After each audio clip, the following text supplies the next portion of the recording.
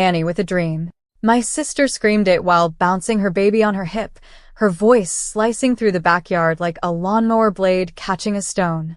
The laughter came fast, my uncle choking on a swig of beer, my cousin slapping his thigh like he'd heard the joke of the century, and my mother pressing her wine glass to her lips to hide the smug smile forming underneath. And me? I stood still beside the grill, hands folded politely in front of me, pretending I hadn't just been reduced to a punchline. Before we begin, drop a comment and tell us what would you do in this situation?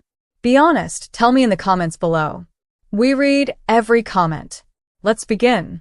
Emily, don't take it personally, my mother said with faux sympathy, her southern twang dipping sweet like poisoned honey.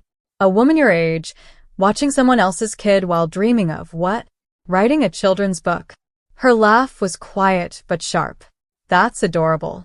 My knuckles tightened around the napkins I held, the edges of the paper digging into my palms. I'd come to this family barbecue in good faith. I wore a floral sundress, kept my hair neat, brought peach cobbler from scratch, and yet it only took one sentence from Jessica to undo everything. Dream big, sis, Jessica smirked, tipping her glass. But maybe dream realistic next time. I heard that word again, nanny, like it was synonymous with invisible, or helpless, or less than. Never mind that I'd helped raise her child while she went on yoga retreats and spa weekends. Never mind that I worked 12-hour days for a man who trusted me more than his own family. Never mind that I'd once sold my car to keep my sister's lights on, and she never even knew. I said nothing, not because I was weak, but because I knew what was about to walk through the garden gate. The second the latch clicked behind me, I felt it. Every head turned as his polished shoes touched the patio. He didn't say a word at first. He just walked straight past the confused stares and shocked faces and stopped at my side.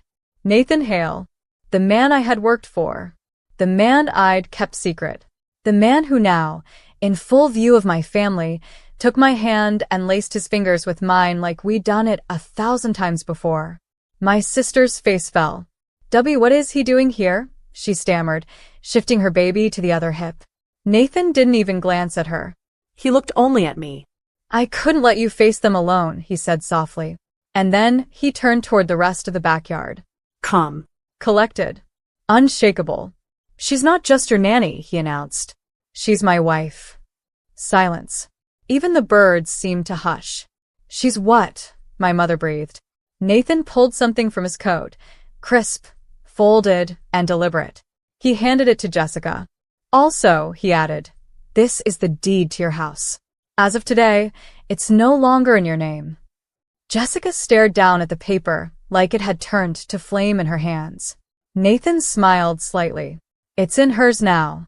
The baby started crying, but no one moved. No one laughed. Not anymore. You're lying, Jessica finally whispered, her voice shaky but trying to sound confident. This is some joke, right? She looked around for backup, but even the relatives who'd laughed the hardest earlier were suddenly silent. A few stepped back. Others looked down at their drinks. No one moved to defend her. I stayed still. I didn't gloat. I didn't smirk. I let the silence stretch, heavy and necessary, because this family only understood power when it showed up with paperwork and a diamond ring. Nathan gently squeezed my hand. Do you want me to explain, or would you rather? My eyes met Jessica's. I saw panic blooming fast, panic I'd worn on my own face for years growing up under their weight. But I didn't blink. I think I'll take it from here, I said. I stepped forward. Past the table covered in deviled eggs and sweet corn. Past my uncle who once told me no man would marry a woman who changed diapers for a living. Past my mother, who still looked like she hadn't fully inhaled since the word wife left Nathan's mouth. You all wanted a story, I began. Let me give you one. I turned to my sister. Remember last year?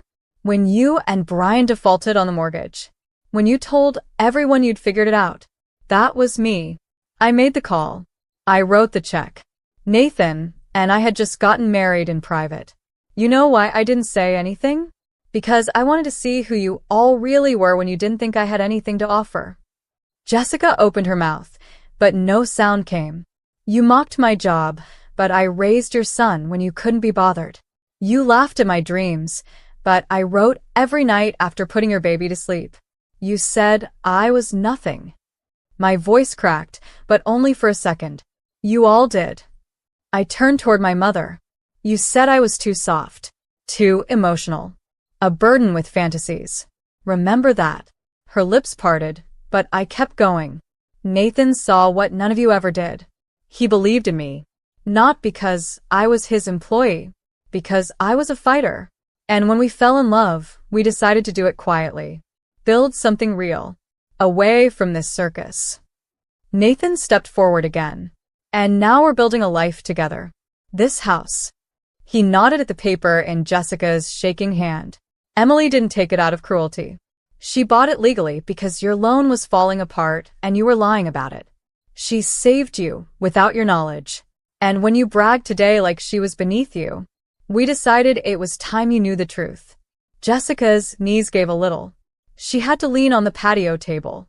Her baby started crying again, and this time, even the sound didn't pull any sympathy from anyone watching. My aunt spoke up from the back. Emily, is this true? You saved her house. I nodded. She was days away from foreclosure.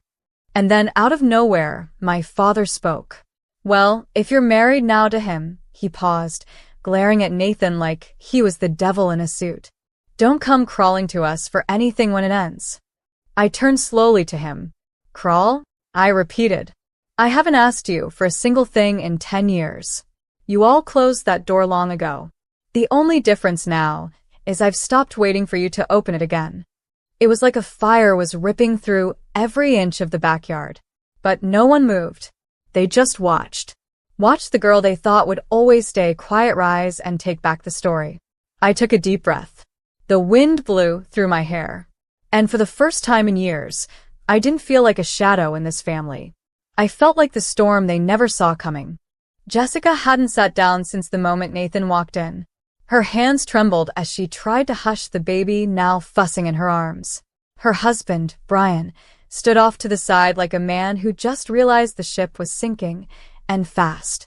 And my mother? She kept adjusting her bracelet, pretending this wasn't the most humiliating afternoon of her life. I should have felt satisfied.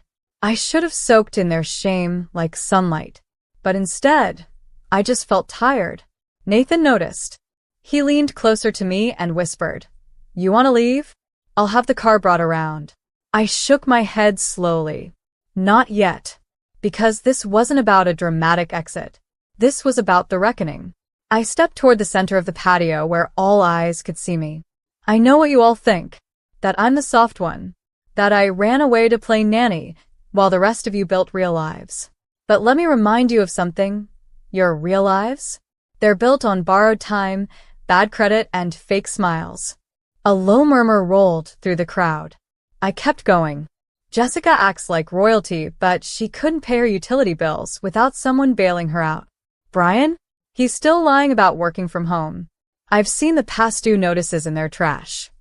Don't act like you're better than us, Jessica snapped, her voice rising again. You married rich. That's it. That's all you are now, someone's trophy wife. Nathan stepped forward again, but I held up a hand. No. Let me handle this. I locked eyes with her. I wasn't looking to marry anyone. I fell in love with someone who respected my work, my mind, my heart. Someone who read my first manuscript and told me it was publishable, not laughable. Do you even remember the last time you believed in something? Jessica's jaw clenched. You've always needed people to fail, so you can feel tall. But that ends today. Then I turned to the others. If anyone here ever wondered why I disappeared for holidays, or didn't call back, or never brought anyone to dinner, it wasn't because I was ashamed of my life. I paused, letting the air hang heavy. I was ashamed of this one. Complete silence. Even the kids stopped playing. And then, finally, my father stood up. Slow. Deliberate. He looked at me for a long time. And for once, there was no mockery in his eyes. Just discomfort.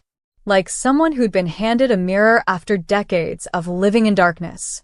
You always had a flair for the dramatic, he said at last. But I'll give you this, you were always stronger than I thought. A half admission. But still not enough. You thought I was weak because I cried, I said softly.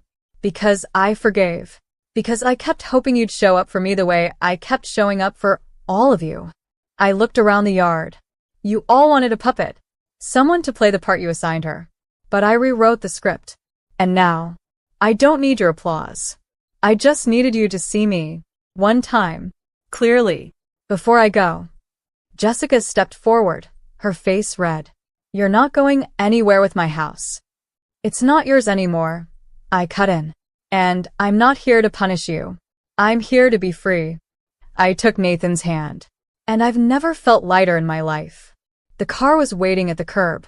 Sleek, black, windows tinted, like the future I'd never been invited into, but built myself brick by brick behind their backs.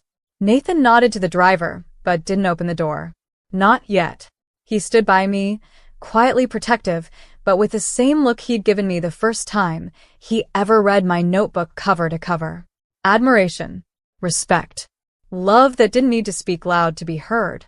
Jessica wasn't finished, though. She stormed across the patio, shoved the baby into Brian's arms, and came right up to me. Her eyes were burning, but behind the anger, I could see it. Fear. The kind of fear that only surfaces when someone realizes the pedestal they stood on wasn't real.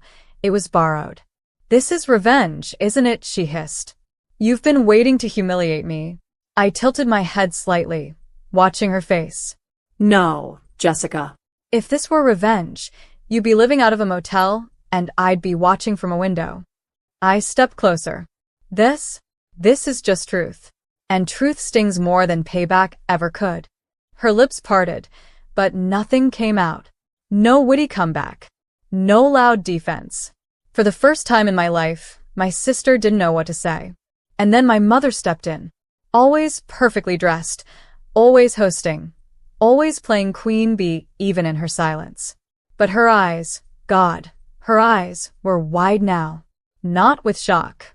With something closer to recognition. You married him, she said, almost in disbelief, as if it wasn't the deed, or the new last name, or the ring that stunned her, but the possibility that someone she dismissed had outgrown her grasp. I nodded. And he respects me, I said. Not just as his wife, but as someone who never stopped fighting for her own worth, even when her own mother told her she had none. She winced. Good. You always said dreams don't pay bills, I continued. But mine did. I sold my book last week. It's going into production. And guess what? The dedication page doesn't mention a single one of you. That one cut.